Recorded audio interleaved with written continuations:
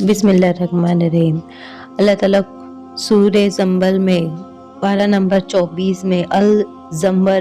میں اللہ تعالیٰ کیا فرماتے ہیں، آئیے ہم سنتے ہیں اس کا ترجمہ۔ اس سے سخت سے زیادہ بے انصاف کون ہوگا جو اللہ پر جھوٹے بندے اور سچی باتوں کو یعنی قرآن کو جب وہ اس کے پاس رسول کے ذریعے بھیجے تو جھٹلایا کہ قیامت کے دن جنہوں نے ایسے کافروں کا ٹھکانہ ہوگا، اور جو لوگ سچی بات لے کر آئے وہ خود اس کو سچا جانا، یہ لوگ پروردگار ہے اور ان کا فیصلہ یہ ہوگا جو کچھ چاہیں گے ان کے لیے ان کے پروردگار کے پاس سے سب کچھ یہ فیصلہ ہے نیک کاروں کا، تاکہ اللہ تعالیٰ ان سے ان کے برابر اعمال کو دور کرے اور نیک کاموں کا عوض ان کو ان کے ثواب سے دے۔ کیا اللہ تعالیٰ اپنے بندوں کو خاص محمد صلی اللہ علیہ وسلم کی حفاظت کے لیے نہیں، اور لوگ آپ کو ان جھوٹے معبودوں سے ڈراتے ہیں، خدا کے سوا تجویز رکھتے ہیں، اور جس کو خدا گمراہ کرے اس کا کوئی ہدایت دینے والا نہیں، جس کو وہ ہدایت دے اس کو کوئی گمراہ کرنے والا نہیں۔ کیا خدا تعالیٰ زبردست انتقام لینے والا نہیں؟ اور آپ کہہ دیجیے، آپ ان سے پوچھیں کہ آسمان اور زمین کو کس نے پیدا کیا؟ یوں ہی کہیں گے کہ اللہ نے۔ آپ ان سے کہہ دیجیے کہ بھلا پھر یہ تو بتاؤ کہ خدا کے سوا تم جن معبودوں کو پوجتے ہو، اللہ تعالیٰ مجھ کو کوئی تکلیف پہنچانا چاہے کہ یہ معبود اس کی تکلیف کو دور کر سکتا ہے، یا اللہ تعالیٰ مجھے اپنی عنایت کرنا چاہے یہ معبود عنایت کو روک سکتا ہے؟ آپ کہہ دیجئے، اس سے ثابت ہو گیا کہ میرے لیے میرا خدا کافی ہے توکل کرنے کے لیے، اس کی توکل پر تو اللہ کرتے ہیں۔ آپ کہہ دیجئے کہ تم اپنی حالت پر عمل کیے جاؤ، میں بھی کرتا ہوں، سو جلد ہی تم کو معلوم ہو جائے گا کہ وہ کون شخص ہے جس پر دنیا میں ایسا عذاب آیا چاہتا ہے جو اس کے سوا کوئی نہ ہوگا، اور مرنے کے بعد اس پر عذاب نازل ہوگا۔ ہم نے آپ پر یہ کتاب لوگوں کے نفع کے لیے اتاری ہے جو حق کے لیے ہے، سو جو شخص راہ راست پر ہوگا تو اپنا نفع کے واسطے، جو شخص بے راہ ہو تو اس کا بے راہ ہونا یعنی اس کا بادل اس پر پڑے گا۔ آپ ان پر کچھ بطور ذمہ داری مسلط نہیں کریں گے، اللہ ہی کے قبضے میں ہے۔ یہ مطالعہ کرتا ہے کہ ان جانوروں کو ان کی موت کے وقت اور جانوروں کو بھی جن کی موت نہیں آئی، سو اس وقت پھر ان جانوروں کو روک لیتا ہے جن پر موت کا حکم فرما چکے ہیں، اور باقی جانوروں کو ایک میعاد تک کے لیے رکھ دیا ہے۔ ان میں سے ان لوگوں کے لیے جو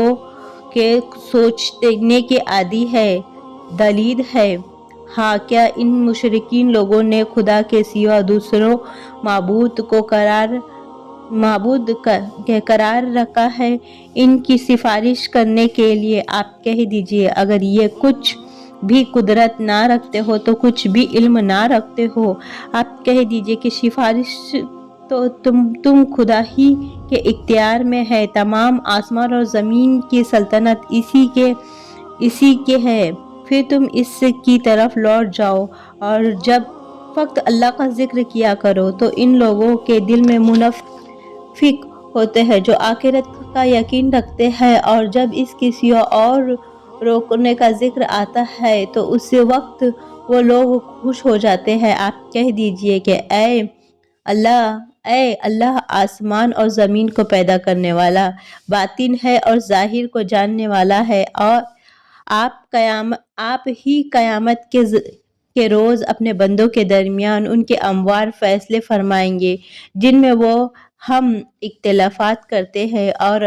اگر ظلم یعنی شرک و کفر کرنے والوں کے پاس دنیا بھر کی تمام چیزیں ہو اور ان چیزوں کے ساتھ اتنی چیزیں اور بھی ہو کہ لوگ قیامت کے دن سخت عذاب سے چھوٹ جانے کے لیے بے طلب ان کے ذریعہ لگائیں گے اور خدا کی طرف ان کا وہ معاملہ پیش آئے گا جس کا ان کو گمان بھی نہ تھا۔ اس وقت ان کے تمام اپنے برے اعمال ظاہر ہو جائیں گے اور جس عذاب کے ساتھ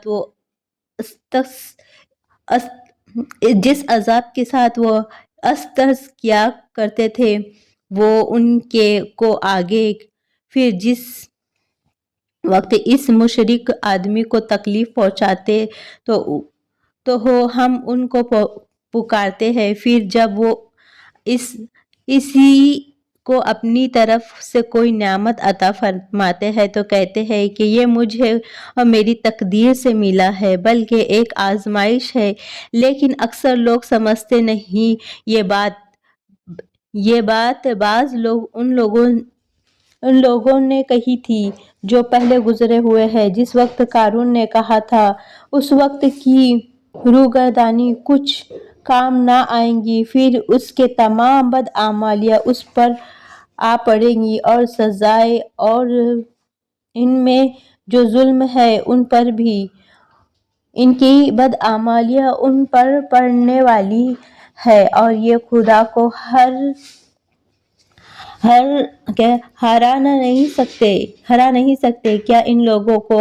حوالے غور سے یہ معلوم نہیں کہ اللہ جس کو چاہے زیادہ رزق دیتا ہے اور جس کو وہی جس کے لیے چاہے تنگی بھی کرتا ہے؟ اس کے قدرت میں ایمان والوں کے واسطے نشانیاں ہیں۔ آپ کہہ دیجئے کہ میرے بندو، جنہوں نے کفر کر کے اپنے اوپر زیادتی کی ہے کہ تمام خدا کی رحمتوں سے نا امید مت ہو، بیقین خدا تمام گزشتہ گناہوں کو معاف فرمائے گا۔ واقعی وہ بڑا بخشنے والا ہے، بڑی رحمت والا ہے۔ اپنے رب کی طرف رجوع کرو، اسلام قبول کرنے میں، اس کی فرمانبرداری کرنے میں کرو، قبل اس کے کہ تم پر عذاب الہی واقع ہونے لگے اور پھر اس وقت کسی کی طرف تمہاری کوئی مدد نہ جائے گی، اور تم کو چاہیے کہ اپنے رب کے پاس سے آئے ہوئے اچھے حکم پر چلو، اور قبل اس کے تم پر اچانک عذاب آ پڑے اور تم کو اس کا خیال بھی نہ ہو۔ کبھی کل قیامت کو کوئی شخص کہنے لگے، افسوس میرے اس کوتاہی پر جو میں نے خدا کے جانب میں کی ہے، اور میں تو احکام خداوندی پر ہنستا ہی رہا۔ یا کوئی کہنے لگے گا کہ اے اللہ تعالیٰ، دنیا میں مجھے کو ہدایت کرتا تو میں آج پرہیزگاروں میں سے ہوتا۔ یا کوئی عذاب کو دیکھ کر یوں ہی کہنے لگتا، کاش میرا دنیا میں پھر جانا ہو جاوے، پھر میں نیک بندوں میں ہو جاؤں گا۔ ہاں، بے شک تیرے پاس میری آیاتیں پہنچی تھی، سو تو نے ان کو جھٹلایا، اور جھٹلا کر کسی شخص سے نہ تھا، بلکہ تو نے تکبر کیا اور کافروں میں ہمیشہ شامل رہا۔ اور قیامت کے روز وہ لوگ ان کے چہرے سیاہ دیکھیں گے جنہوں نے خدا پر جھوٹ بولا تھا۔ کیا ان متکبروں کا ٹھکانہ جہنم میں نہیں؟ اور جو لوگ شرک و کفر سے بچتے تھے، اللہ ان لوگوں کو کامیابی کیسے دے، جنہوں جہنم سے نجات دے گا، ان کو ذرا تکلیف نہ پہنچے گی اور نہ وہ غمگین ہوں گے، کیونکہ وہ جنت میں غم نہیں ہے۔ اللہ ہی پیدا کرنے والا ہے ہر چیز، اور وہی ہر چیز کے نگہبان ہے، کے اختیار میں ہے، کنجی میں ہے آسمان اور زمین، اور جو لوگ اس پر بھی اللہ کی آیاتوں کو آیتوں کو نہیں مانتے اور بڑے خسارے میں رہیں گے۔ آپ ان سے جواب میں کہہ دیجئے، اے جاہلو، کیا پھر بھی تم مجھ کو غیر اللہ کی عبادت کرنے کی فرمائش کرتے ہو؟ آپ کی طرف بھی اور بھی پیغمبر جو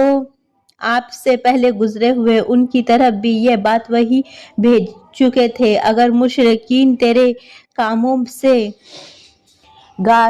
غارت ہو جائیں گا تو خسارے میں پڑیں گا۔ اے مطلوب، کبھی